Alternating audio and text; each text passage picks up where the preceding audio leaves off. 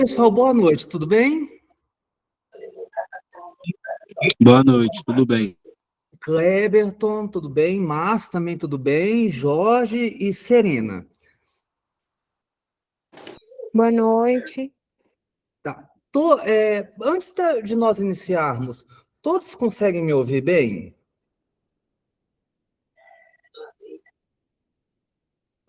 O Cleberton consegue, o Jorge consegue, o Márcio consegue, a Serena também. Tá bom. Vamos lá, então. Pessoal, nós vamos iniciar, não vamos esperar os demais. Eu acho que quem chega cedo bebe água limpa, não é assim que diz o ditado? Então, quem chega por último bebe água suja, né? Então, vocês chegaram primeiro, bebe água limpa. Nós estávamos marcados para começar às 7h30, às 7h28 a sala já estava aberta, então nós temos que prezar por aqueles que já estão aqui. Até mesmo porque quem trabalha como um terapeuta, um psicólogo, ou até mesmo trabalha com dependência química, precisa ser exemplo. Porque o que mais se cobra dentro de uma clínica, o que mais se cobra dentro de uma comunidade terapêutica e o que é mais cobrado de um dependente químico?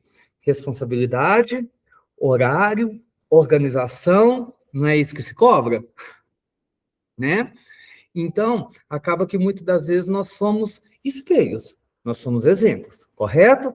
Então, se nós não somos esse exemplo, como que nós vamos cobrar daquelas pessoas ao qual nós estamos conduzindo algo que nós não fazemos? Eu acho que hoje um dos maiores erros de quem trabalha com a dependência química é trazer para si mesmo um acúmulo de funções, um acúmulo de situações tão grande que quando você olha para o lado direito, você olha para o lado esquerdo, você olha para frente, você olha para trás, você não está dando conta, daquilo que você tem para fazer. E aí vem várias consequências. Como síndrome de burnout, estresse crônico e outros tipos de situações. Hoje nós estamos vivendo não chega a ser uma epidemia, não, mas como profissional da saúde, e eu vivo isso diariamente, não só em hospital, mas na clínica também, não na clínica dependência química, nós da psicologia chamamos o set terapêutico de clínica, um adoecimento dos profissionais da saúde. Cresce cada vez mais o número de suicídios, cresce cada vez mais o número de afastamento de profissionais da saúde por causa desse tipo de situação, né? Eu acho que, às vezes, a gente tem que encontrar o equilíbrio naquilo que nós fazemos. Para quê? Para fazer bem feito.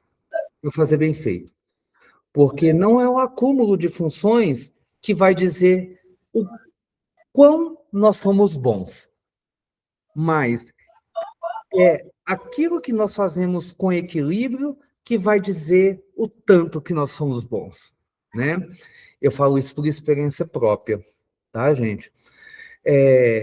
Bom, para quem não me conhece, meu nome é Paulo, me chamo Paulo Henrique, sou natural de Belo Horizonte, hoje eu resido na cidade de Piuí, sou psicólogo clínico, sou neuropsicólogo, eu sou pós-graduado em neuropsicologia, psicanálise clínica, sou pós-graduado em pedagogia também, tenho uma pós-graduação também em testes psicológicos e sou mestrando em neuropsicologia. As minhas atuações hoje na clínica, atendimento, sou professor universitário, e tenho um instituto de educação, que é o Instituto OB. O Instituto OB hoje ele é uma faculdade. Ele é uma faculdade credenciada, ele oferece vários tipos de cursos, não só na área de dependência química, mas em outras áreas também, sabe? Nós temos uma gama de professores, hoje nós somos quase 15 professores, com o diferencial de outras instituições. Quando eu falo com o diferencial de outras instituições, eu não estou querendo dizer que outras instituições são ruins, né? Mas eu gosto de falar desse diferencial, por quê? Porque todos os nossos professores são professores graduados. Nós não trabalhamos com professores que não têm um nível superior. De todos os nossos professores, somente 2 professores têm graduação. Como assim? Tem um nível superior. Os outros professores, eles têm graduação, pós-graduação, mestrado, etc. e tal. E isso faz um diferencial muito grande. Faz um diferencial muito grande, porque nós trazemos uma gama técnica muito grande nos nossos cursos. O nosso forte no ensino é a dependência química. Por quê? Porque o Instituto Orbe, ele saiu de uma comunidade terapêutica. Ele saiu de uma comunidade terapêutica. E saindo de uma comunidade terapêutica, os nossos primeiros cursos, os nossos primeiros,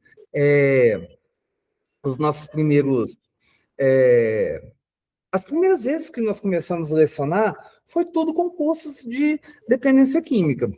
Então, nós temos essa expertise na área da dependência química. Bom,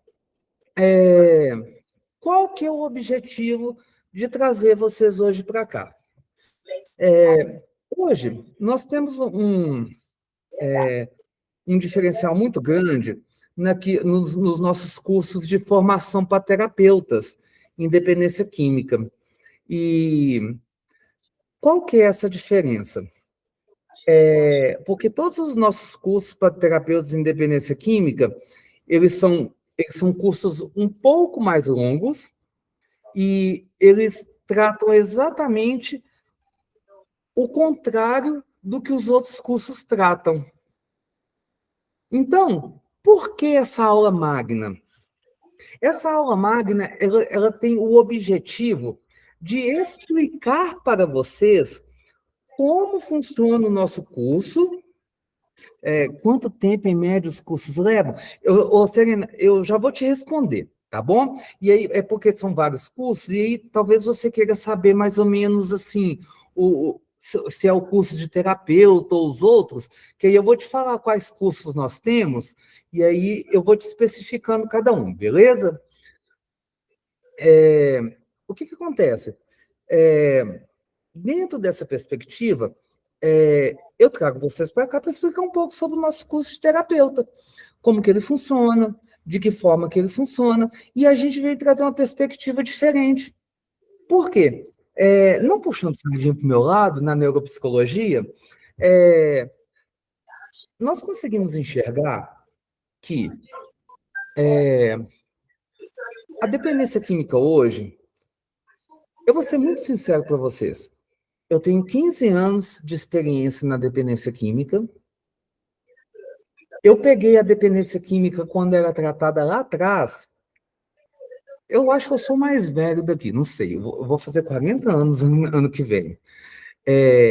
Mas na época que nem clínica involuntária antigamente existia. Eram as famosas fazendinhas, sabe?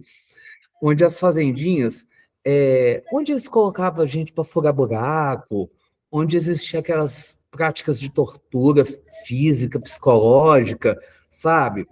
E tudo bem, nada acontecia. E as pessoas se recuperavam, sabe? As pessoas se recuperavam. E era um povo casca grossa. Você apontava o dedo na cara do candango e ali eles falavam, se chama vagabundo, sem vergonha. O cara engolia seco e seguia o tratamento. E o índice de recuperação... Ô, Jorge, você ganhou de mim, então, Jorge. Desculpa, então eu não sou mais velho. Olha, você tem. Então, você sabe muito bem, então, do que eu estou falando, Jorge. Você lembra dessa época, Jorge, das fazendinhas, onde tudo funcionava dessa forma? O público era muito diferente. Era um público. Então, era um público casca grossa. E não sei se você vai concordar comigo, Jorge, o índice de recuperação era muito melhor do que o índice de hoje. Você concorda comigo, Jorge, ou eu estou falando alguma besteira? Então, exatamente. Hoje, nós vivemos, no dia 28/5/2026, nós vivemos o público da dependência química Nutella, sabe? Quando me internei, peguei algo assim também, mas exatamente. Hoje nós vivemos o público da dependência química Nutella. É um público que, quando está na boca, quando está no corre, ele aceita ser humilhado pelo traficante, o traficante cospe na cara dele, humilha ele, mas ele fica ali, aceita ser humilhado, aceita ser pisoteado, mas quando ele entra dentro de uma clínica, ele não aceita que fala um A com ele. Ele não aceita que fala um A com ele.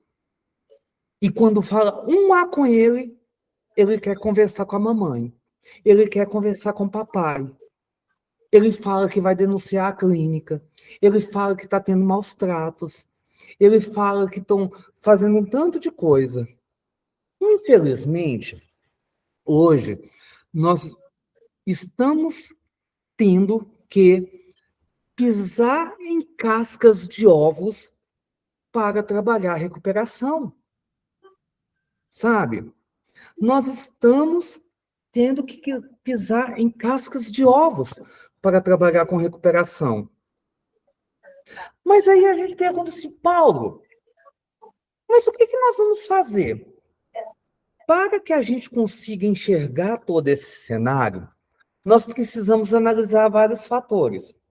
Vários fatores, tá? E o primeiro fator é o seguinte: o erro está na forma como que o tratamento é conduzido, na forma como o tratamento ele é aplicado. Me desculpa, Márcio. Me desculpa, Jorge. Me desculpa, Kleberson. Me desculpa, Serena. Mas, de 56 anos de comunidade terapêutica no Brasil, a mesma metodologia que era usada no início, quando foi fundada a mesma comunidade terapêutica aqui no Brasil, é a mesma metodologia que nós usamos hoje. É a mesma. Não se mudou nada. Não se mudou nada. Muito pelo assim, mudou algumas coisas por causa da legislação, por exemplo, que se obriga a ter um telefone dentro da clínica. E oferece-se algumas regalias, sabe? Só isso, mas é a mesma coisa. Parem e pensem, raciocinem comigo. Outra coisa, que talvez, gente, é impossível as pessoas não pararem para pensar nisso. Há 10 anos atrás, você entrava numa comunidade terapêutica e perguntava assim, esqueci de falar também, eu sou um dependente químico em recuperação, tá? Já estou indo lá para os meus 15, 16 anos de sobriedade. Mas você entrava dentro de uma comunidade terapêutica e falava assim, quem aqui está internando pela primeira vez? Na minha época, tinham 110 recuperandos. Sabe aquelas olas que eles fazem em estádio de futebol? Olha a ola aí, olha a ola. Era quase uma ola. Primeira internação. Já vou te deixar falar, tá, Serena? Só concluir esse raciocínio aqui para me perder. Eu tenho um pouco de TDAH, senão eu perco aqui, tá? Então, o que acontece? Agora, você entra dentro de uma clínica e fala assim, quem é primeira internação? você não vê ninguém, ou quase ninguém. Hoje nós recebemos um público de 2 internações, 3 internações, 4, 5, até 50. Ou seja, o público que nós recebemos hoje é público de recidiva, é público de recaída, tá? Eu vou parar minha fala aqui agora, para mim não... não pode deixar que eu consigo silenciar o microfone dele aqui. Pronto, deu certo. O que acontece? É um público de recaída. Vou parar aqui a minha fala para a Serena também não se perder, porque ela é minha parceira de TDAH. Vai lá, Serena. Era só para pedir para montar o microfone, porque eu também tenho dificuldade um pouco para me atentar. Ah, não, então tá bom, então tá resolvido. Então, o que acontece? É um público de recaída. Agora, vocês concordam comigo que como que eu vou tratar um público de recaída da mesma forma que eu trato um público que está internando a primeira vez? Não tem como, gente. Como que eu pego uma pessoa que internou 10 vezes e aplico a mesma metodologia para uma pessoa que está internando a primeira vez? Gente, uma pessoa, ó, me desculpa, mas uma pessoa que internou 10 vezes, ela não quer saber de 12 passos, ela não quer saber de prevenção à recaída, ela não quer saber de reunião, ela não quer saber... Gente, porque o abecedário da Xuxa, ele sabe de frente para trás e de trás para frente. Mas, Paulo, por que que não coloca em prática? Aí é o X da questão. Aí, Serena, é o que o nosso curso traz. A questão não é porque não pratica. Aí eu trago a interrogação para todos vocês aqui. Se eles sabem de frente para trás e de trás para frente, por que que eles não praticam? Porque eles querem continuar na droga? Porque eles gostam de sofrer? Porque eles gostam de ser humilhados na rua? Porque eles gostam de passar tudo de novo? Eles não praticam porque eles gostam de ficar indo e voltando em comunidade terapêutica? Porque ficar trancado dentro de uma comunidade terapêutica é muito melhor do que ficar perto da família e perto das pessoas que amam? Porque não aprenderam a viver, talvez, a lidar com a realidade? E procuram algo para fugir? Mas aí a gente tem que pensar uma coisa.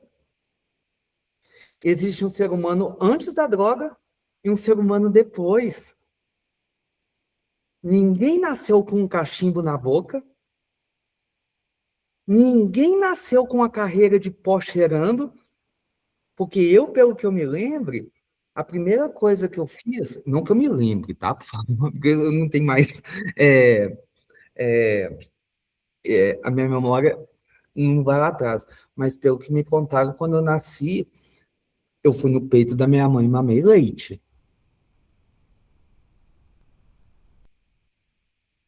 Eu não nasci fumando maconha. Eu comecei a usar droga com 18 anos. Então, até 18 anos, eu sabia o que era viver. Até 18 anos, eu sabia o que era uma realidade. Até 18 anos, eu sabia o que era ter uma vida sóbria. Então, e assim, a maior parte dos dependentes químicos ao qual nós atendemos, nós precisamos entender o seguinte: eles sabem sim o que é viver sóbrios. Eles sabem sim o que é a realidade. Eles sabem sim o que é o processo. Mas muitas das vezes, o erro já começa quando entra dentro da clínica. Vocês já ouviram uma frasezinha assim, por exemplo? Você está lá dentro da CT. Aí chega aquele que recaiu. Ah, Não falei, cansei de falar. Você não quis me ouvir, aí ela aí de novo. Muitas das vezes as críticas, muitas das vezes os comentários pejorativos já começam por a gente mesmo. Começa pela gente mesmo. Sim, Serena, a recaída ela faz parte do processo. Pelo menos para nós na psicologia, ela faz parte do processo. E uma coisa, para nós na psicologia, além da recaída fazer parte do processo, ela às vezes ela pode ser muito benéfica. Entenda o que eu vou falar aqui. Eu não estou falando que a pessoa tem que recair, não. Mas quando ela acontece, se aconteceu, nós não vamos, né? Nós não vamos. Faz a doença, não dá. Ela não vai. Não é para acontecer, mas se acontecer, ela faz parte, tá? É, ela faz a gente crescer. Ela faz a gente crescer. E aí, pode falar, Márcio? Você levantou a mão? Oi, eu creio que no meu modo de pensar, né, que a recaída, né, segundo a literatura, né, dos espaços de comportamento e emocional, recaída ela vem da doença, né, e não da recuperação.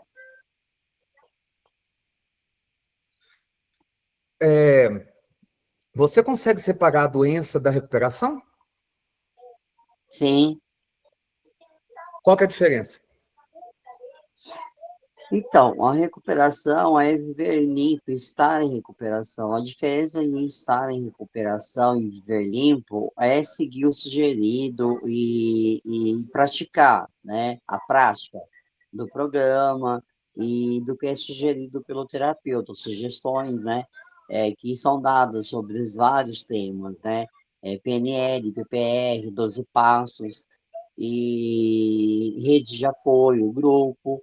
E por muitas das vezes o adicto em recuperação, ele deixa de praticar os evite e procura, né? Evite procurar, evite, né, pessoas, lugares, pessoas e hábitos, né? E torna, faz um movimento ao contrário e depois acaba voltando para a instituição, né? Então, assim, a recaída, ela é um processo muito dolorido para quem já passou por ela, né?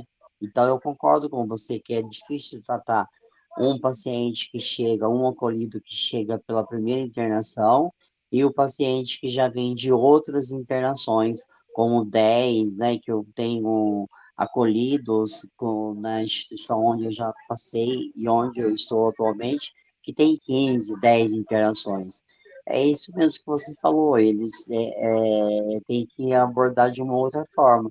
E eu não consigo, porque a reunião, ou a reunião terapêutica, ela é formada para todos, não tem como eu separar o acolhido que está vindo pela primeira vez, o recém-chegado, né, o novo acolhido, com o outro que já vem de outras internação.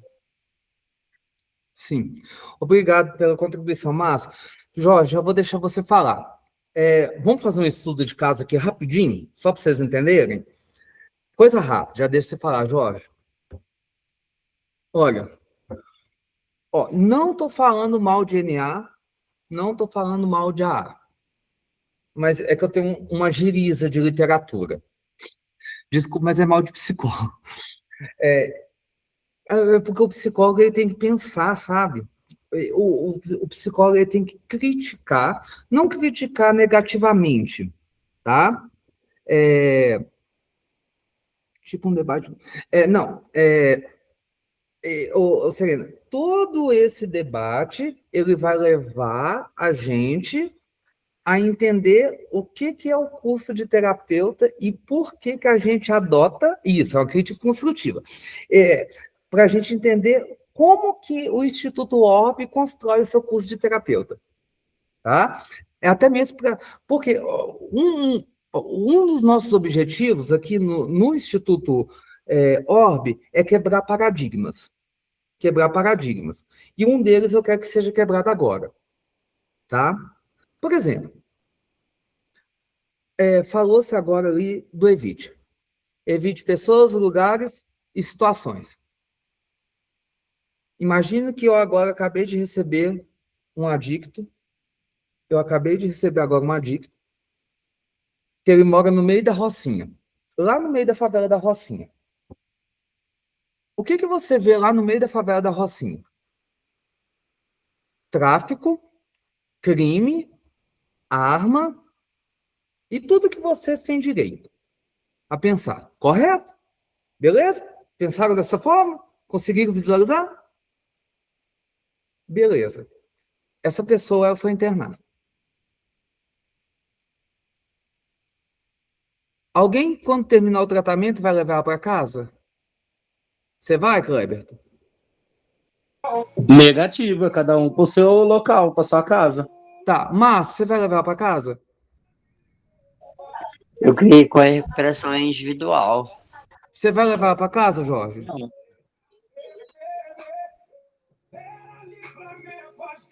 Jorge?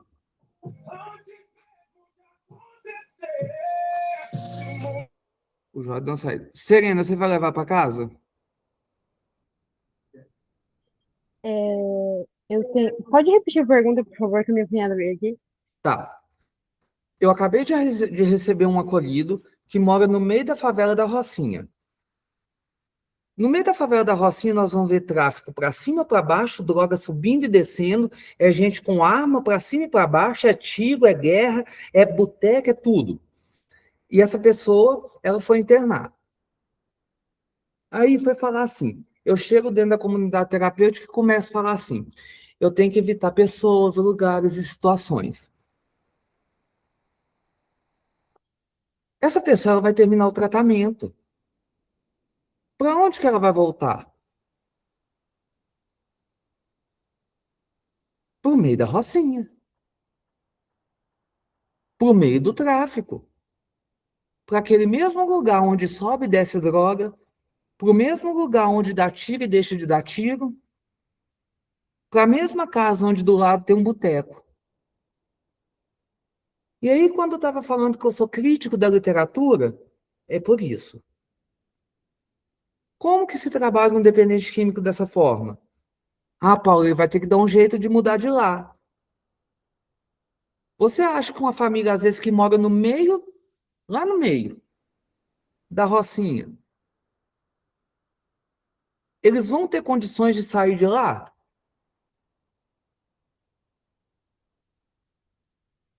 Como que funciona esse vídeo?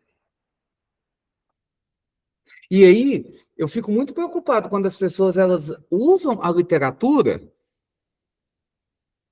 tanto de A e NA, porque quando a literatura foi escrita lá atrás, até hoje não houve nenhuma modificação da literatura para os tempos de hoje. Então, eu acho a literatura muito válida no sentido assim, usa-se a literatura, usa-se, mas traga ela para os tempos de hoje. Traga ela para os tempos de hoje, por quê? Já faz muito tempo que a literatura foi escrita. E detalhe, se vocês conhecem as histórias de NA e AA, a literatura ela não foi escrita para NA. A literatura foi escrita para Alcoólicos Anônimos. E depois adaptada para Narcóticos Anônimos.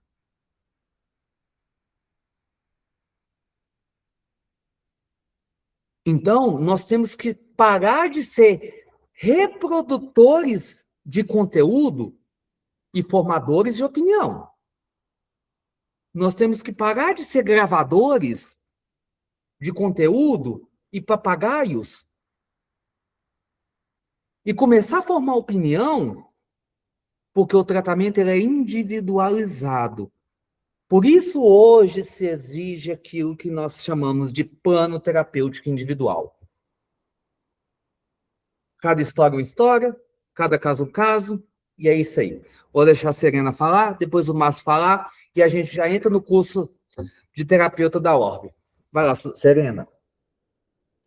Não, era exatamente isso que eu ia falar.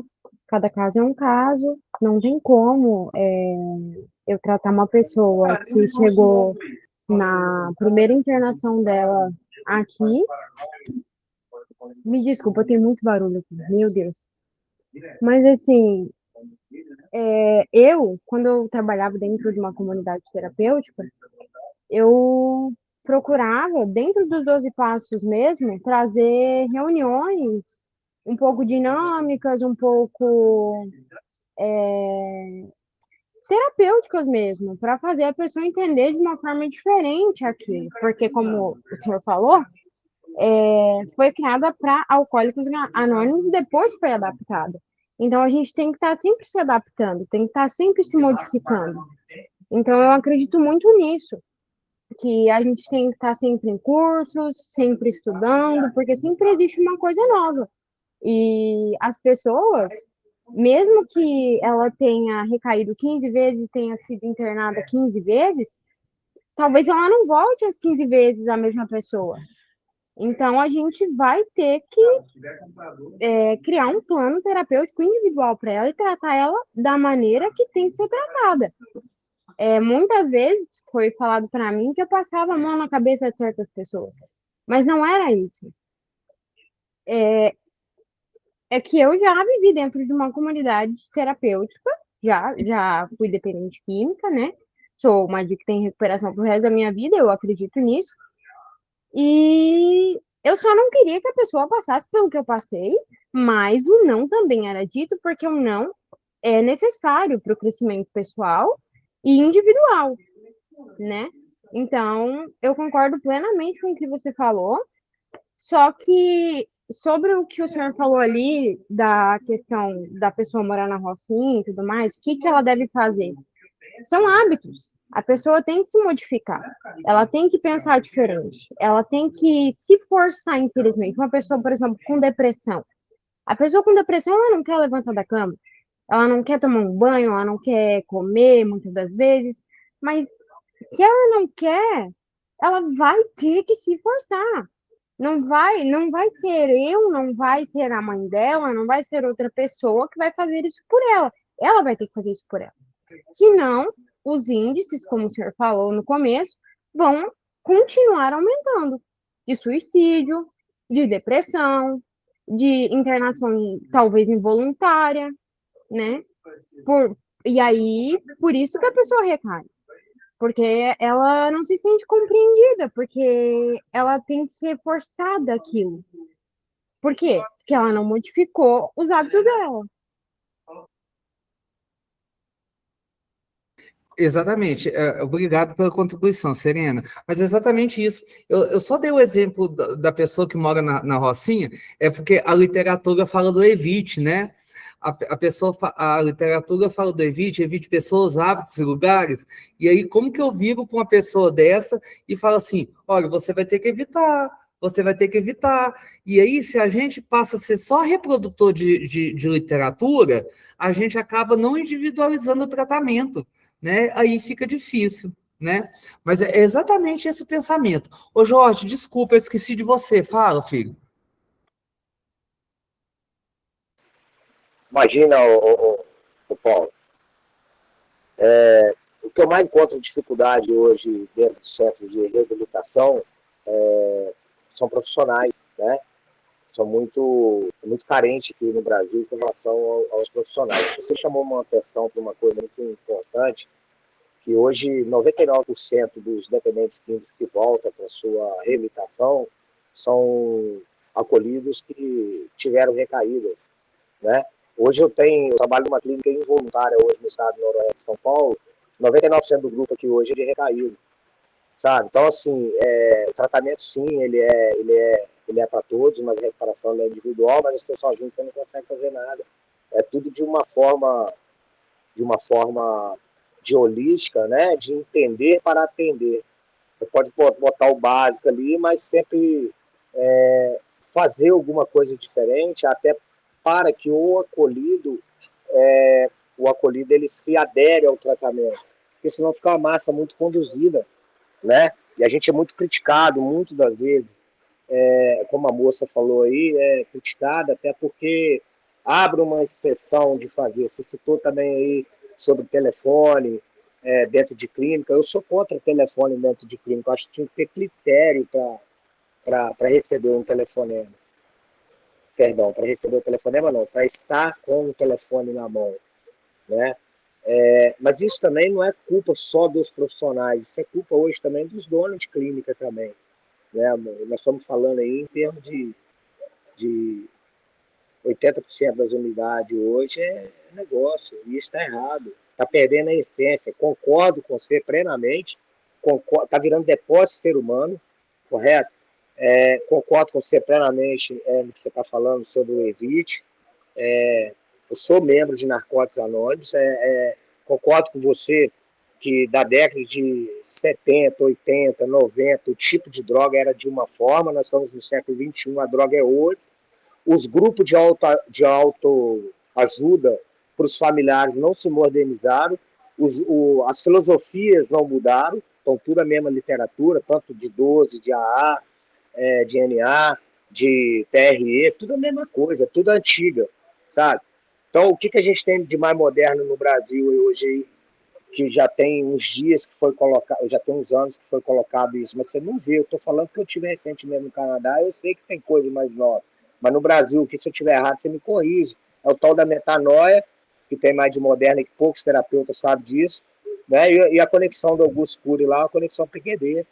O que você tem mais de moderno com relação a isso? Agora, por isso, foi até um convite de um amigo meu de Toledo, que me passou seu link.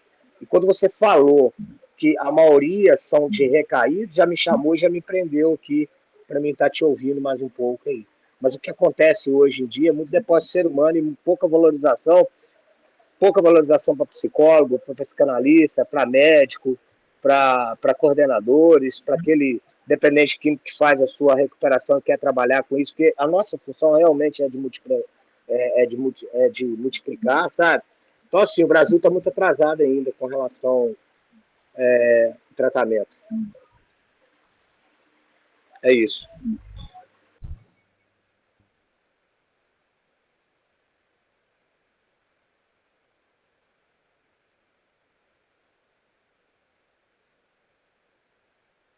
Márcio, muito obrigado pela contribuição, Jorge. Márcio, você quer falar? Depois o Kleberton. Pode ir, Kleberton. Boa noite a todos, tudo bem?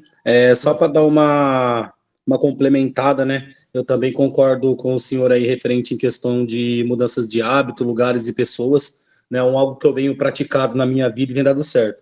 E para que isso possa dar certo na minha vida, né, eu abri mão até mesmo da minha família, cara. Para você ver, hoje eu moro longe da minha família, não tenho muito contato com eles, a não ser através de telefone, mas foi algo que agregou totalmente, né, para que eu viesse enxergar e construir algo sólido, né? E estando aí no meio do ramo de clínica, eu posso observar muito que tem ficado muito de lado a questão recuperação, né? Eles têm olhado muito a questão do dinheiro, né? Por isso que eu decidi me formar um terapeuta e procurar fazer, né, a diferença, né? Hoje eu não olho mais o dinheiro, mas sim eu procuro enxergar a alma, né, cara? A alma que precisa de ajuda. E algo também que é deixado de lado e que a gente temos que enfatizar e bater em cima é o tratamento com a família, né, cara? Que também está esquecido, né? Porque não adianta nada a gente oferecer um trabalho lindo e pleno para o adicto recuperar a vida e ele voltar para o seu ambiente,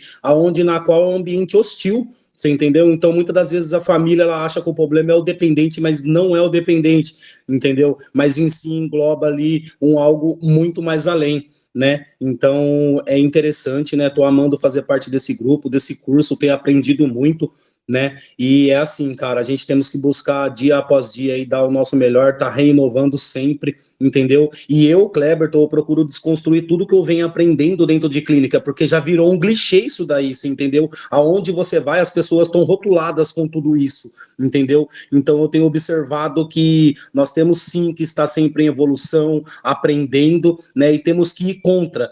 tudo isso daí. Por quê? Porque se a gente for contra tudo isso e for apresentando meios e métodos onde na qual a gente acredita e defende com garras e unhas que são positivos, né, vai quebrando esse paradigma na cabeça do adicto. Por quê? O adicto, ele volta para uma internação, é sempre as mesmas programações, é sempre aquele vai e vem, e ele põe na cabeça, meu, eu já conheço tudo isso, onde ele se fecha, né? Agora, quando você apresenta algo novo, quando é tudo novidade, ele se permite, ele se abre, né, para poder ver onde ele errou. Então, isso é muito interessante. E no curso também que o senhor tocou algo, né, que eu achei muito interessante, é você criar um laço, um vínculo com o seu paciente de confiança, né, cara? Hoje eu faço visitas em clínicas, eu apoio aí terapeutas que são até mais experientes do que eu, e eles mesmos me aconselharam, né? Entra pro ramo, você tem talento, você tem aí um dom para lidar com as pessoas, sabe? Então, você ser compreensivo, você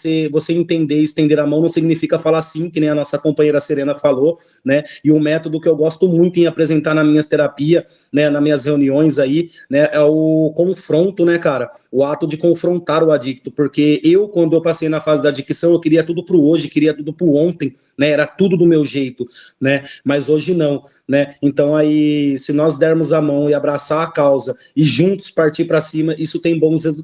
Era isso que eu queria deixar para o grupo. Obrigado, Cleberton, pela sua contribuição. Sabe o que é muito interessante nós sabermos? Que isso aí eu já estou entrando na estrutura do curso de terapeutas que o Instituto Orbe oferece.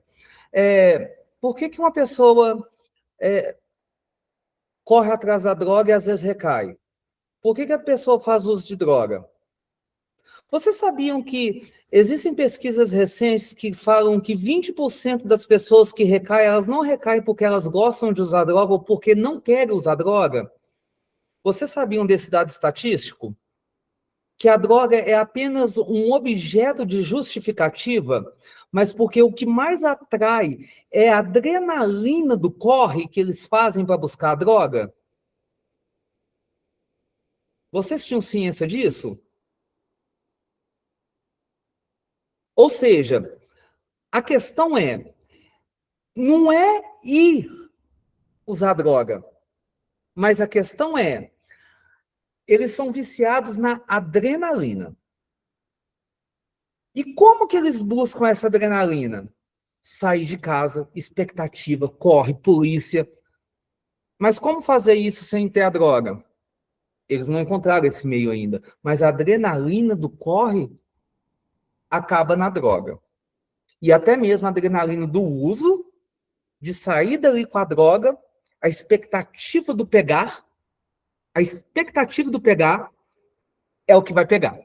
E aí a Serena até põe assim, a dopamina... deixa eu só ler aqui a mensagem que a Serena escreveu. A dopamina que a droga liberou, nada nunca mais vai liberar.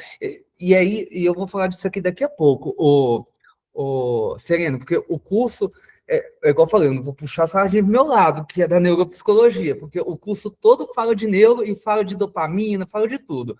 Mas é exatamente isso. O que acontece? É por causa disso. Vocês sabiam que quase 40% das pessoas recaem porque possuem dentro de casa pais e mães narcisistas?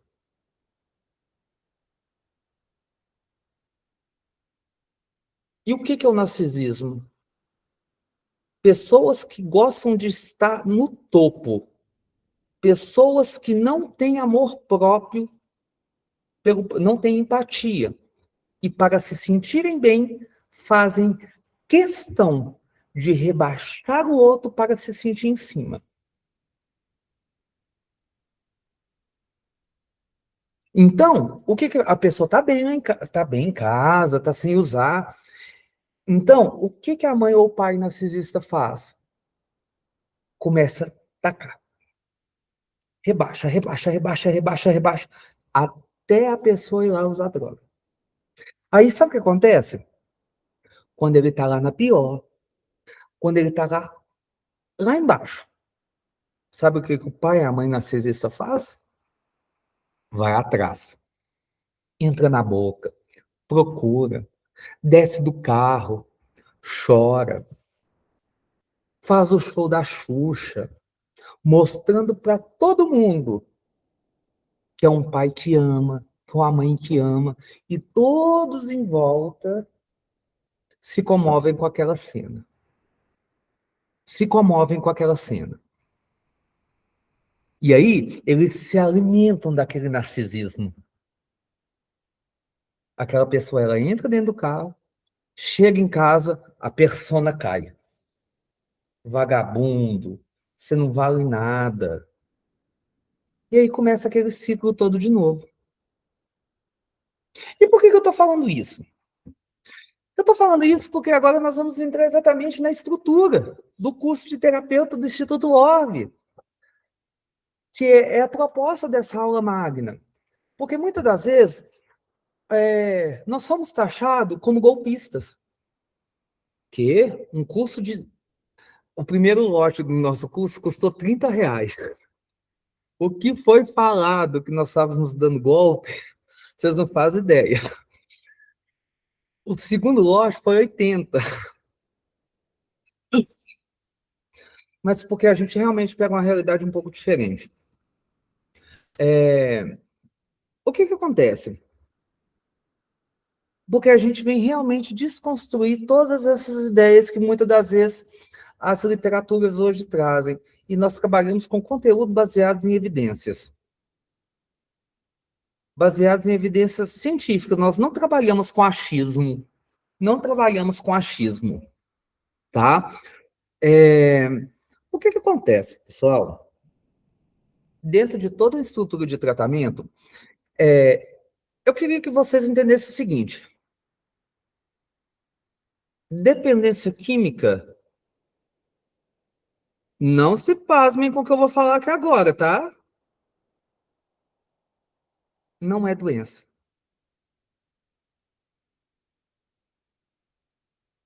Se vocês estão tratando dependência química como doença, tá tudo errado. Do ponto de vista científico e psicológico, dependência química não é doença.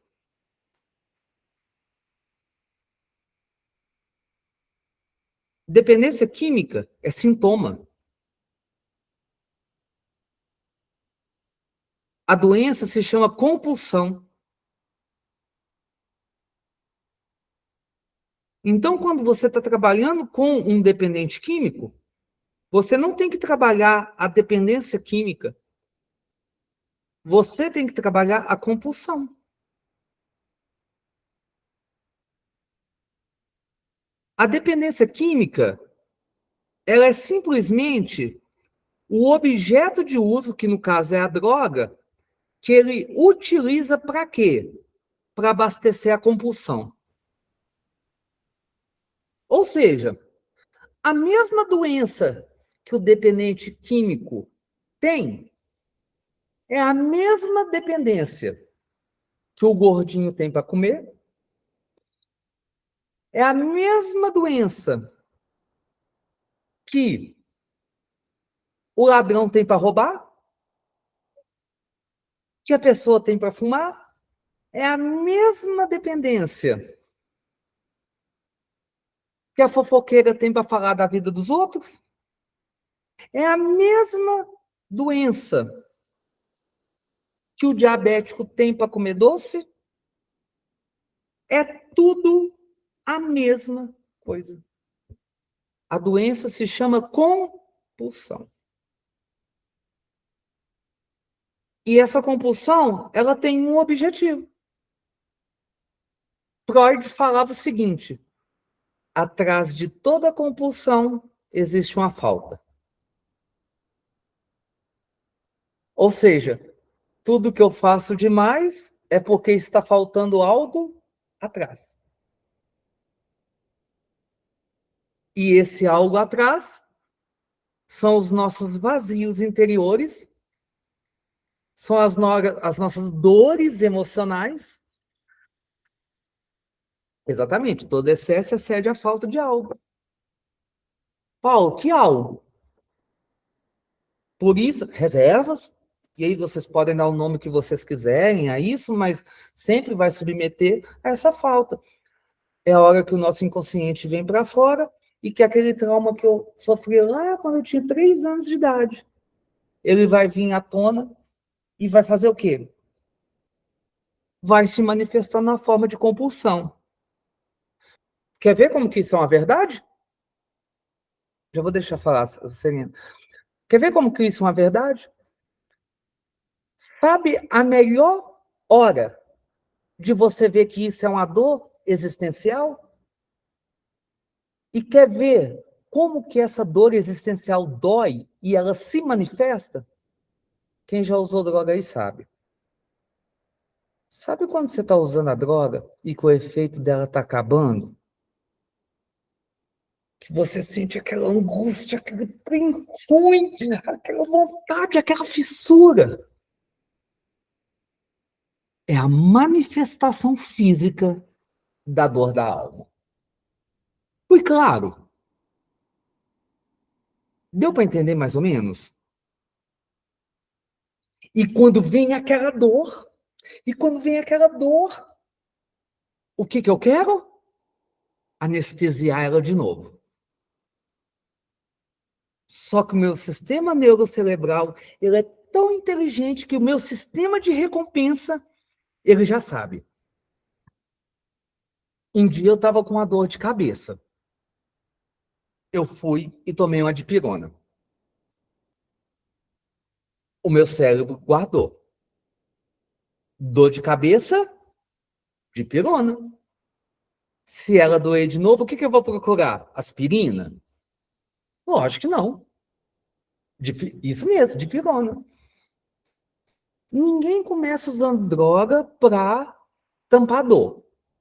Começa por um uso recreativo. Só que o sistema de recompensa do cérebro, ele entende que aquilo é bom. E querendo ou não, todos nós temos dores existenciais, o efeito e a liberação de dopamina é tão explosiva que, querendo ou não, ali tampa qualquer tipo de dor. Então, a próxima vez que essa dor existencial for vir, o que meu cérebro vai pedir? A substância. Vai lá, Serena. A minha dúvida escuta, isso chega a estar doendo um pouco meu coração falar sobre, mas enfim. Essa, a adicção em si, ela pode ser.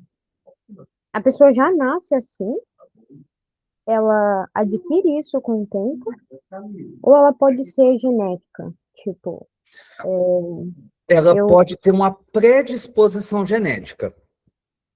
Ela pode ter uma predisposição genética, mas ela vai ser desencadeada ou ela vai ter alguns gatilhos através do seu histórico de vida, tá? Por exemplo, filhos de pai alcoólatras podem ter uma predisposição genética de desenvolver dependência. Só que não necessariamente essa compulsão ela vai ser pelo álcool. Essa compulsão pode ser por qualquer outro tipo de situação, entendeu? E devido ao ambiente, fatores e outras coisas, pode ser que desenvolva e pode ser que não desenvolva, entendeu? Só que se ela chegar a ter o contato com a substância, 99% de chance de se tornar compulsão, tá? Então, deu para entender? Eu, como mãe, só consigo ver meu filho nesse mundo. Então, funciona dessa forma. Agora, nessa minha fala, você deu para entender que a gente está traçando um tratamento totalmente numa via contrária daquilo que tem que ser feito? Porque eu não vejo nenhuma clínica, eu não vejo nenhuma comunidade terapêutica trabalhando compulsão. Muito pelo contrário. Eu vejo as clínicas aí, eu vejo as comunidades terapêuticas achando lindo o cara largar a droga e comer 3 pratos de comida.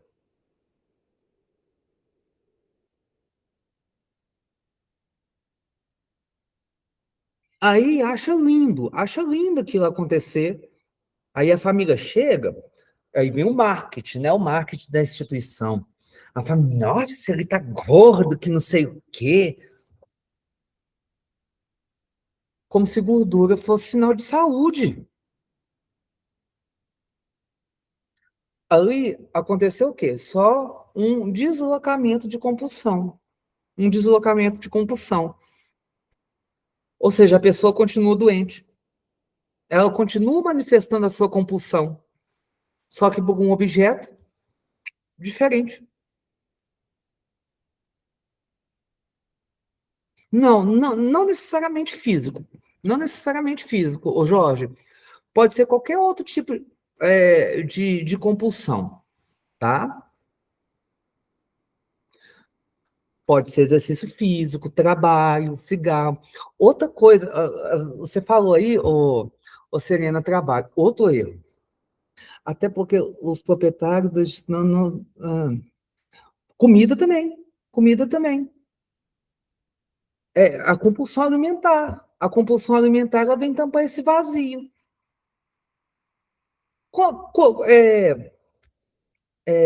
Quando eles entram na CT, o que eles mais fazem? Os maiores tipos de abstinência que batem, as maiores compulsões que acontecem com o dependente químico quando ele entra no processo de recuperação é a compulsão sexual e a compulsão alimentar. Tanto que é muito comum ver eles batendo aqueles pratos de pedreiro, e é muito comum ver relação sexual dentro de comunidade terapêutica. Vira e mexe, você vê um ou outro aí tendo suas relações sexuais dentro de comunidade terapêutica. Por quê? Paulo, mas por quê? Carência? Não seria carência, Serena. Sabe por quê? Porque tanto o alimento quanto a relação sexual são os dois atos, são as duas situações que vão, nem falta de prazer, são as duas situações que vão liberar o maior índice de dopamina que pode chegar perto ao uso da droga.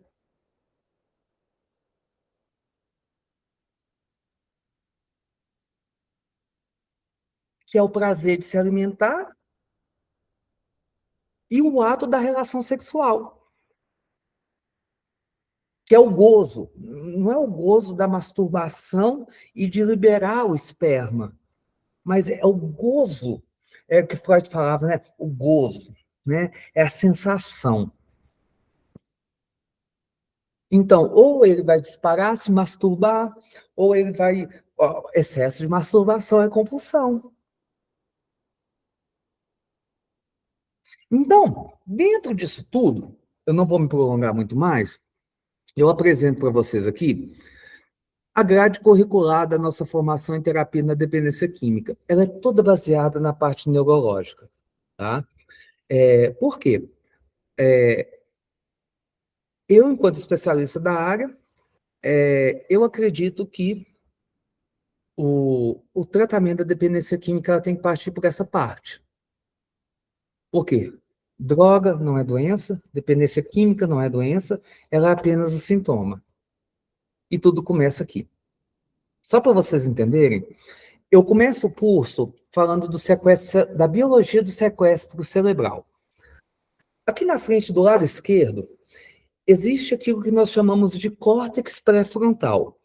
Aqui, ó. O córtex pré-frontal é o nosso freio. É o nosso freio. É aquilo que fala assim, vai, não vai, para, espera. É aquilo que faz a gente pensar. Tá aqui, ó. Tanto que pessoas...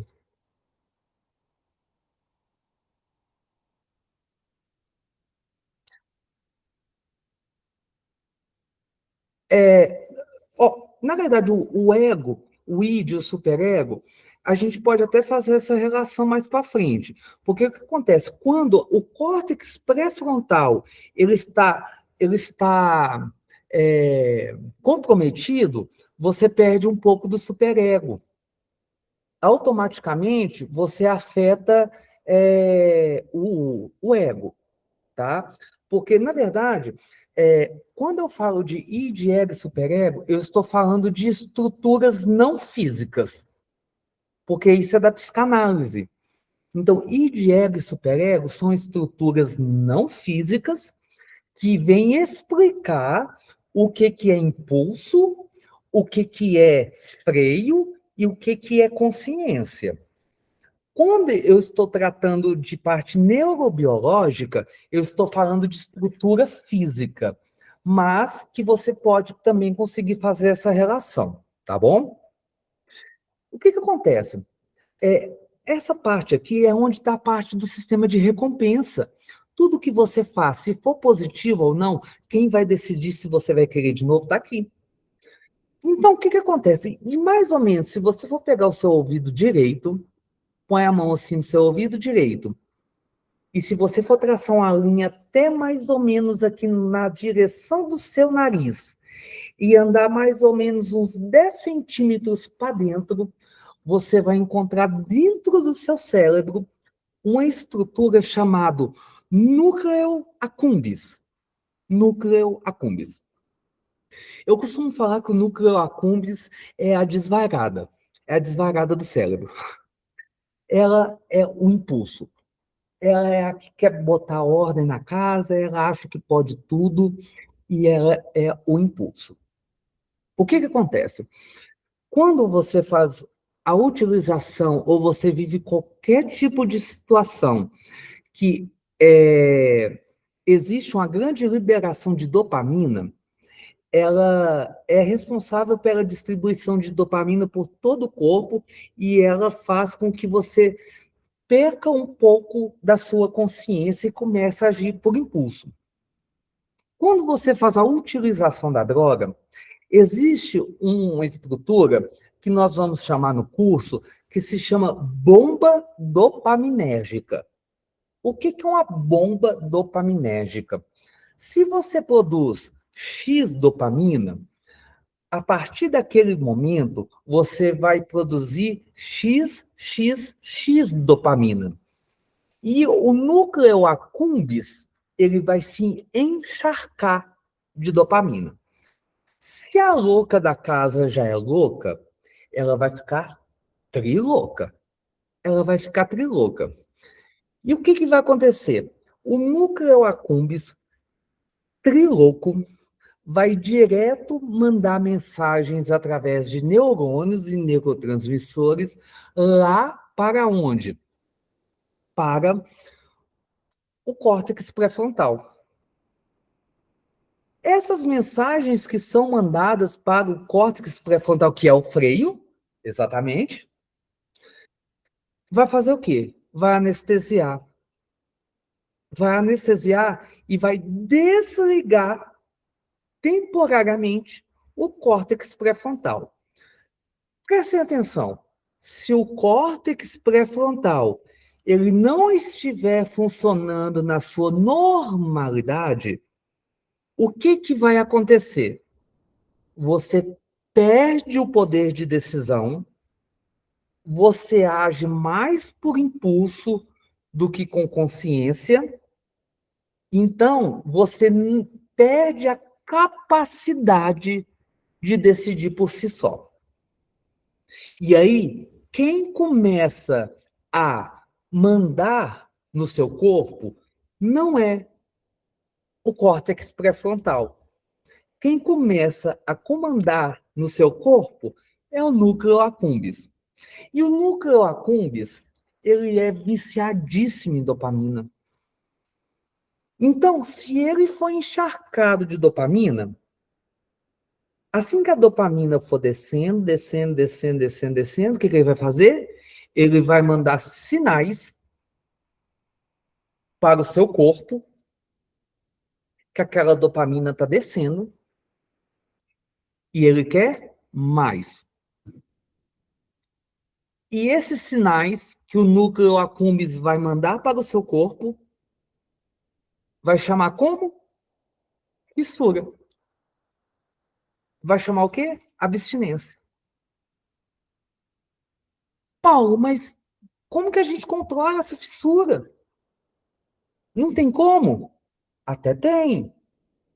Até tem. Só que a capacidade, se você está um bom tempo limpo, mesmo tendo a lembrança desse encharcamento, você ainda está sempre... Tá, já vou te responder.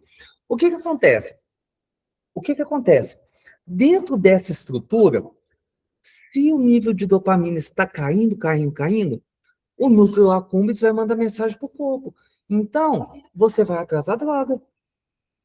Você vai atrasar da droga. Por que você vai atrasar da droga? Porque o núcleo accumbens, ele quer ser alimentado. Ele quer ser alimentado. E aquilo que é a sua consciência, aquilo que é o seu freio, vai fazer o quê? Nada. E aí, só para vocês entenderem melhor, nós temos a seguinte situação. Imagine um carro descendo o morro. Imaginaram? Nesse carro, o córtex pré-frontal é o freio. O núcleo accumbens é o acelerador. O freio está travado, não funciona, e o acelerador está disparado. Então, nós temos o quê? Um carro desgovernado descendo um morro, com o acelerador disparado e o freio travado, que não funciona. Eu estou sendo claro, gente? Vocês estão conseguindo me entender? Beleza? Tá. Gente, essa explicação que eu dei aqui agora, ela desmistifica que só paga quem quer, desmistifica a ideia de que parar de usar droga é só você querer, desmistifica a ideia de que parar de usar droga é para quem quer ou é falta de vergonha na cara. Por quê? Porque você não tem controle sobre o que acontece na sua cabeça. Você não tem controle sobre as estruturas que estão acontecendo aí. Aí vem a Serena e me pergunta, mas Paulo, e depois de muito tempo, etc, etc, etc. É bom a gente entender que não existe fissura depois de muito tempo. Existe processo de abstinência. E que talvez a gente pode chamar de fissura, mas existe processo de abstinência. Porém, ô Serena, o processo de abstinência, depois de muito tempo, o que acontece? Você tem mais controle sobre ele. Por que você tem mais controle sobre ele? Por quê? Porque o seu córtex pré-frontal, o freio já foi destravado, né? Então, você consegue ter mais controle. Porém, se você estiver numa situação de estresse, numa situação emocional, numa situação onde estão acontecendo muitos, mas muitos gatilhos, ao qual está cutucando lá o seu passado e o seu vazio interior, o que vai acontecer? Dor de cabeça, você quer o quê, Serena? Dipirona. Dipirona. Dor existencial, o que sua cabeça vai pedir? Droga. Por exemplo, mas, todavia, porém, entretanto, você ainda tem mais poder de decisão.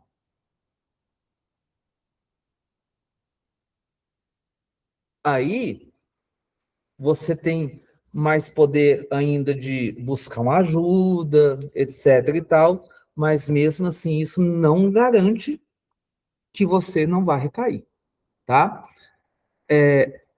Você tinha feito uma pergunta antes aqui, não tinha? Que eu não vi. É que eu tô Se com um caso, tempo. se caso o paciente desencadear alguma doença psicológica, né, psiquiátrica, mais correto falando, como esquizofrenia ou algo assim, o que que eu deveria aconselhar, tanto para a família quanto para ele? Tá. O caso das psicopatologias, quando elas são desenvolvidas, elas fazem com que o paciente ele tenha um processo de recuperação um pouco mais dificultado. No caso, por exemplo, vamos falar da esquizofrenia, no caso. Primeiramente, desenvolver uma comorbidade, você teria que deixar muito claro toda essa explicação que eu estou dando aqui, para que a família também entenda o que acontece. Por exemplo, que o esquizofrênico, quando ele está em surto, ele escuta voz, etc. e tal, e aí você já entende que o córtex pré-frontal dele, ele já não é muito bom, né? Porque um esquizofrênico, ele tem um córtex pré-frontal um pouco debilitado, ou seja, ele não tem poder de decisão quando ele está em crise, ele já não sabe muito bem o que é certo, o que é errado, ele faz o que vê na cabeça. Então, não existe tratamento de dependente químico esquizofrênico sem uso de medicação, né? Então, a melhor forma de tratar um dependente químico com uma psicopatologia é com o uso de medicação. Por quê? A medicação vai estabilizar o sistema neurocerebral dele de tal forma que as funções cerebrais vão funcionar da forma que precisa funcionar. Porque se ele para de tomar medicação, ele entra em crise, e aí, o que é entrar em crise para uma pessoa que tem uma psicopatologia? É fazer com que o sistema neurocerebral dele volte a funcionar como se ele estivesse usando droga. Ou seja, ele perde o poder de decisão e quem vai comandar ele são os sistemas neurocerebrais que são responsáveis pelos impulsos. Não existe paciente, mas existe paciente não psicopatológico, não precisa de medicamento para essa, mas existe paciente não psico. Refaça essa pergunta para mim, por favor, falando, que eu não entendi. Com licença. Existe um paciente que não tem nenhuma comorbidade, que não desenvolveu nenhuma comorbidade, não precisar de medicamentos nem nos 3, assim, primeiros meses, que a gente meio que chama de desintoxicação? Não tem comorbidade e não precisa de tratamento de medicação? Exato. Tem, qualquer um. Não necessariamente você precisa de medicação, não. É porque cria-se essa coisa que precisa de medicação no tratamento, mas isso é devido à questão da indústria farmacológica, Eu sabe? entendo, mas daí, assim, vamos supor, a pessoa, o paciente chega na comunidade, na clínica, né, com muita fissura, muita abstinência, e claro que a gente tenta conscientizar, tenta conversar e tudo mais, mas isso volta. E nem sempre a conversa resolve. E aí ela vai querer meio que manipular para conseguir alguma coisa, como um cigarrinho a mais, como uma ligação, como algum benefício para ela naquele momento, ou para ele, né? Então, como não ter uma medicação, como não passar assim por esse período sem precisar de uma medicação? Então, Serena, isso aí já vai do manejo da clínica. Sabe por quê? No início aqui a gente já está falando que nós recebemos muitos recaídos, né? E, infelizmente, a gente já veio de uma cultura de clínica que dopa, sabe? Ou seja, o cara que você, ou a mulher que você já está recebendo, já veio de uma cultura de clínica que está acostumado da medicação. Então, a primeira coisa, quando ele vai chegar, o que ele vai pedir? Medicação. E, então, isso vai ter que ser de um jogo de cintura. Isso vai precisar de ser de um jogo de cintura. Agora, o que eu aconselho é o seguinte, se você não conseguir, na sua conversa, e outra coisa, pelo amor de Deus, não sei se vocês trabalham em clínica involuntária ou voluntária, etc e tal, mas pelo que eu vejo, pelo menos aqui em Minas, as clínicas involuntárias que eu vejo, as pessoas não fazem nada da vida, ficam o dia inteiro com a bunda sentada num lugar sem fazer nada. Aí chega à noite, não tem sono, não tem nada, aí quer remédio, né? Aí a gente tem que pensar, olha, a clínica tem que ter atividade, a pessoa ela tem que cansar o corpo durante o dia, sabe? A pessoa ela tem que, de certa forma, desviar o pensamento de outros tipos de situação. Sabe por quê, Serena? O que acontece? Não sei se acontece, você já viu isso, Jorge, o Kleberton, Alexandre, boa noite. Você chegou, nem te dei boa noite. O que acontece? Dentro de toda uma estrutura, uma clínica onde você entra, onde a pessoa não tem atividade nenhuma para fazer, aí começa a juntar os bolinhos, aí começam os famosos papos de ativa. Aí é um disputando quem é melhor do que o outro. Se um chegou um pino de cocaína, o outro vai querer falar que fumou, que chegou 30. E aí começa quem matou quem primeiro, quem matou 4, se um matou de 38, o outro quer matar de fuzil, né? E assim começa. Ou seja, a pessoa ela só vai se abastecendo de quê? E aí vai despertar todas essas questões. O ego, exatamente. Eles querem abastecer o ego deles. Então, infelizmente, aí vai ter que usar medicação, porque senão ninguém vai controlar. E aí vai do manejo da clínica. Aí, Suzana, Serena, não tem uma resposta para isso, a não ser a clínica se organizar, a clínica se fazer num todo, para que isso não aconteça. Mas mesmo se for trabalhar com medicações mais leves. Inclusive, esse final de semana agora, dia 30 e 31, eu vou estar lecionando um curso de psicofarmacologia voltada para dependência química. Vai ser agora, dia 30 e 31. Vai ser um curso ao vivo, onde eu vou estar fazendo, lecionando questões de medicação, né? Voltado para a dependência química. Porque tem muitos mitos, tem muitas coisas que precisam ser desmistificados e como fazer essa utilização, sabe? Mas é isso, Serena, porque, infelizmente, não tem algo de muito concreto. Pode falar, Serena. Não, é que assim, daqui a pouco eu vou ter que encerrar, porque eu tô na casa da minha sogra e já tá meio que todo mundo dormindo. E se eu ficar aqui, eu vou ficar debatendo, porque, porque é muito difícil, é muito. É como você disse, né? Tem que ter um plano individual para cada um. Só que é muito difícil o psiquiatra não receitar um medicamento, por exemplo, para abstinência no começo, que não seja forte.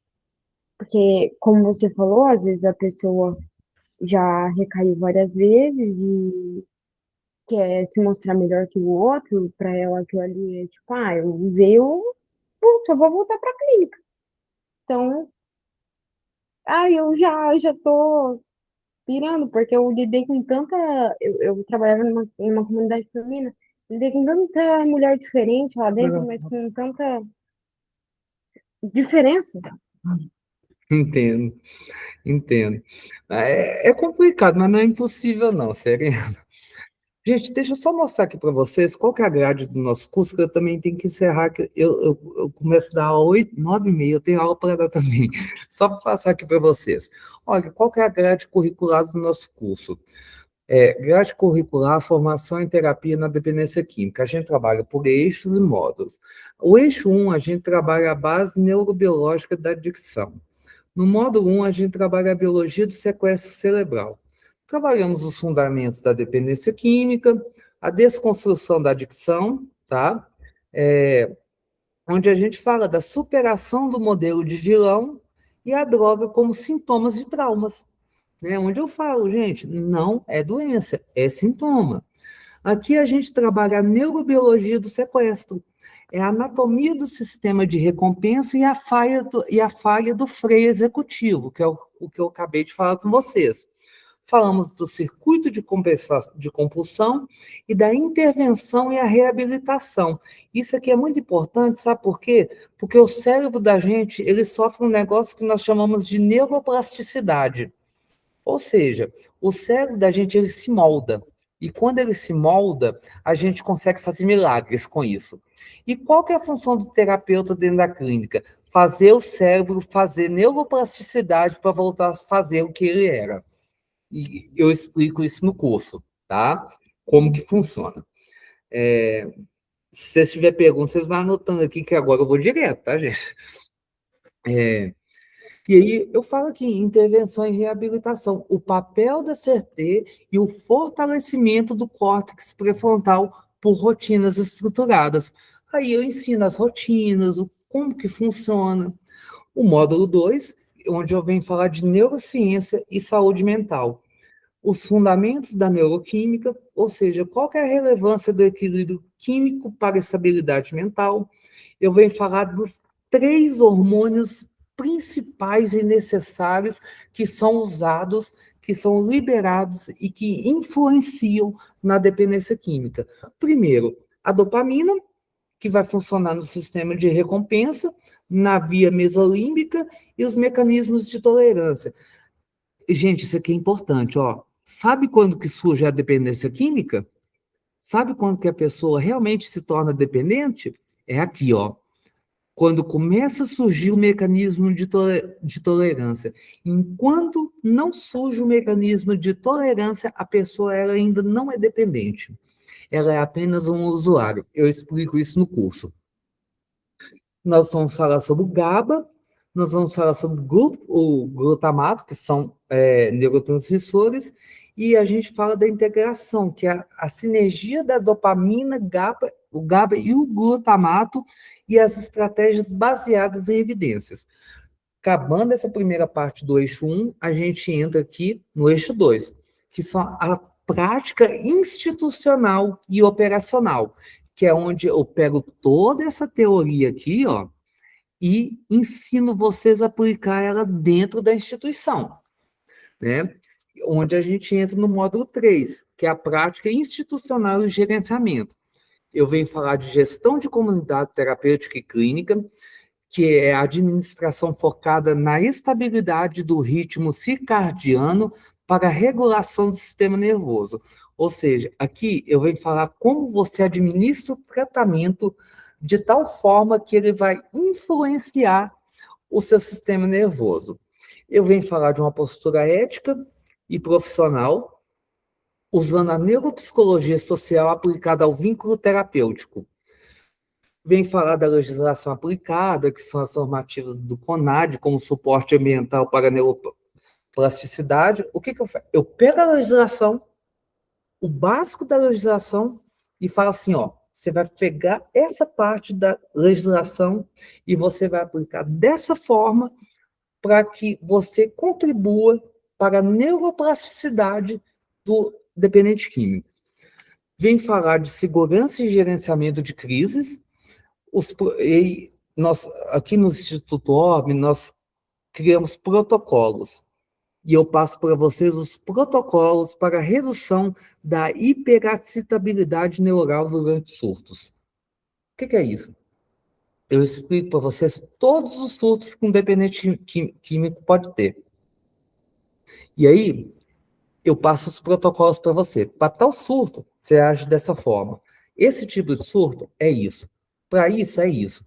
E passo para vocês também a prevenção dos surtos também. Antes que aconteça o surto, vocês podem fazer dessa forma.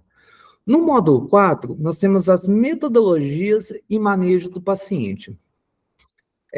Reconfiguração de memórias associativas via plasticidade sináptica. Nós vamos falar aqui das novas drogas e dos vícios, coisa que pouco se fala, né? Nós vamos estudar cada uma das novas drogas, tá? Análise de vícios comportamentais e não só droga de uso, igual a gente sabe, tá? Nós vamos estudar a droga da tela, tá? Vício em jogos, vícios de telefone, tá? E como que isso influencia no circuito de dopamina. Prevenção e tratamento da recaída, mapeamento de gatilhos e reativação, e aí a gente passa para o eixo 3. Eixo 3, que é o aprofundamento terapêutico familiar. No módulo 5, a gente vem falar da clínica psicológica e neuropsicologia aplicada. Nós vamos falar da avaliação neuropsicológica, onde eu passo para vocês o seguinte: você está trabalhando com que tipo de dependente químico? Porque tem muita patologia que não é identificada na hora. Mas sabe quando você olha para aquele carinha ou para aquela carinha lá e você fala assim, eu acho que esse cara tem um parafuso a menos.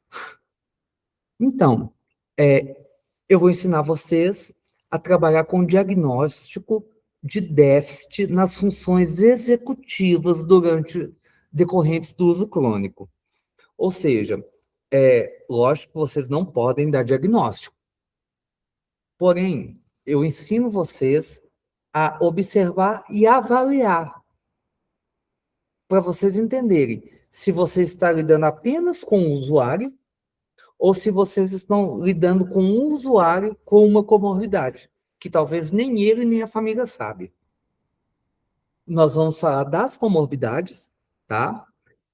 Vamos falar das intervenções terapêuticas que podem ser feitas para cada um, e aí nós vamos usar técnicas da terapia cognitiva comportamental. Vamos falar do manejo de fissuras, como manejar uma fissura. Aí entra o que você perguntou, Serena. Ele está fissurado, como que nós vamos fazer? Vamos dar remédio? Aí nós vamos falar de estratégias neurocomportamentais para o controle de urgência. Às vezes pode ser medicação, às vezes não, tá? Mas nós vamos estar estudando isso aqui. Aí, rede de apoio e terapia familiar. Vamos falar do acolhimento, as dinâmicas familiares, as redes de suporte. Lá no eixo 4, o inédito e o propósito. Vamos falar sobre espiritualidade, fé e ciência, que é o eixo ORB. Quem não conhece, o Instituto de Educação ORB, ele trabalha em cima de 3 eixos: espiritualidade, fé e educação. Então, nós vamos falar da neurobiologia da fé. É onde nós unimos fé e ciência. Como que a fé contribui no tratamento através da neurociência? Vamos falar da busca do sentido. Propósito de vida. Eu já estou acabando aqui também, Jorge. Se você puder esperar 2 minutinhos, eu já estou acabando aqui. Eu que agradeço, Jorge. Integração científica. Depois eu vou deixar um recadinho para vocês ali também no grupo. A engenharia da neuroplasticidade, que é inédito. Gente, isso aqui, nenhum curso no Brasil tem isso aqui, ó. Arquitetura sensorial. Eu vou ensinar vocês a modular o ambiente físico para reduzir o cortisol e estimular a sinaptogênese. Termos que talvez vocês não vão entender agora, mas na hora vocês vão entender. Vou ensinar para vocês os protocolos de estímulo e a engenharia de mudança. É o que nós vamos fazer. Gente, esse momento, essa aula, foi para isso. Para apresentar a vocês o nosso curso de terapeuta. O Cleberton já está com a gente, ele já faz o curso com a gente, né, Cleberton? O Jorge ainda não, né? A Alexandre chegou depois aí, a Serena ainda não. Eu convido vocês, então, né? Espero que deu para vocês entenderem um pouco da nossa dinâmica, deu para entender um pouco da forma como que nós trabalhamos, e espero que tenha dado para esclarecer algumas dúvidas e quebrado alguns paradigmas. Essa aula magna que nós realizamos é exatamente para vocês enxergarem um pouco do que é o curso de terapeuta em dependência química que o nosso instituto oferece, né? Caso vocês tenham interesse em estar fazendo o curso conosco, vai ser um grande prazer. Hoje, o curso que nós oferecemos, ele está pelo valor de R$290. R$290. Porém, para vocês que assistiram à aula magna, e tiverem interesse em estar fazendo o curso conosco, ele está saindo pelo preço de R$80. Para quem fizer o curso, está aqui agora conosco, Jorge, Alexandre, Serena, e fecharem matrícula conosco, eu vou fazer o curso por R$80 para vocês, tá?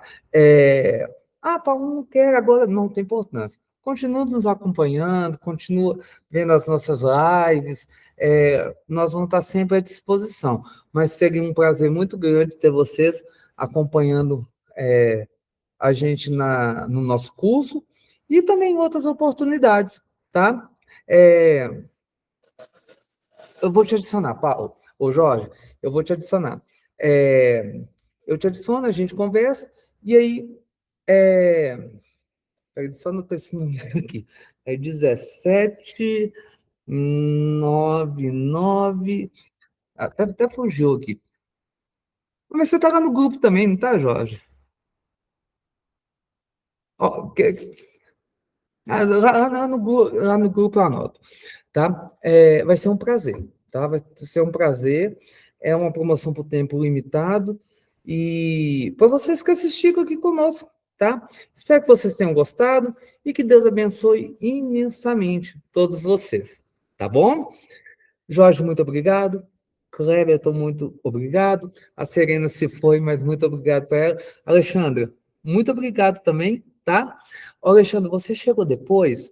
Caso você queira a gravação da aula, essa aula foi gravada. Você me sinaliza que eu mando ela para você, tá bom? Certo, obrigada. Tá? E no mais, nós estamos à disposição, tá? Gente, muito obrigado, boa noite, durmam bem, tá? Aproveitem a semana e não façam nada que eu não faria, tá bom? Gente, Deus abençoe vocês, tá? Um grande abraço, até mais.